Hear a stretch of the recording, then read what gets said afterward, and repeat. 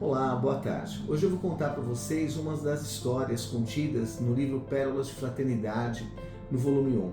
Eu estava numa sala de acolhimento em estado de desdobramento quando eu recebi um rapaz com aproximadamente 25 anos, ele e a sua companheira.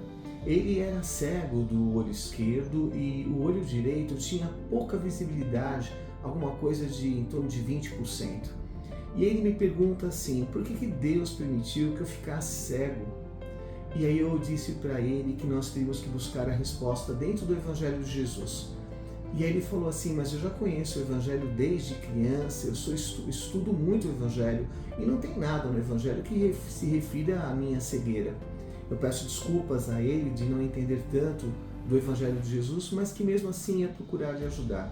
Aí eu disse para ele assim, numa das passagens, Jesus fala, qual é o pai que o filho lhe pede um pedaço de pão e o pai lhe dá uma pedra? Ou quando o filho lhe pede um peixe e o pai lhe dá uma serpente?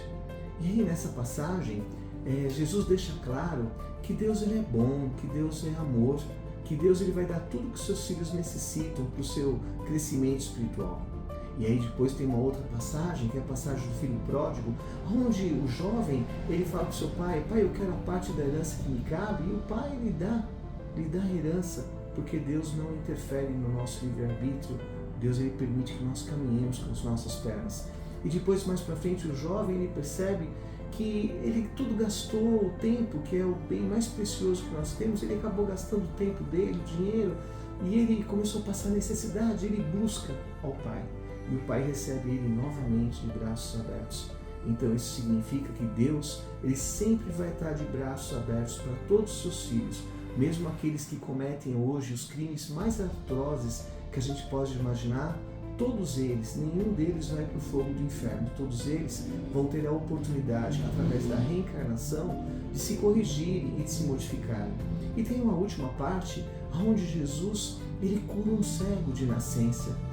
E aí os apóstolos perguntam para Jesus, Senhor, mas quem pecou? Foi ele ou os seus pais? Porque já naquela época, na época de Jesus, os discípulos, os apóstolos, eles já tinham conhecimento de que se o pai tivesse sido uma pessoa ruim em uma vida passada, ou se o filho houvesse sido ruim numa vida passada, nesta vida então eles poderiam vir com problemas. E aí Jesus fala assim, nem ele pecou, nem os seus pais, ele veio para a glória de Deus, para a graça do Senhor.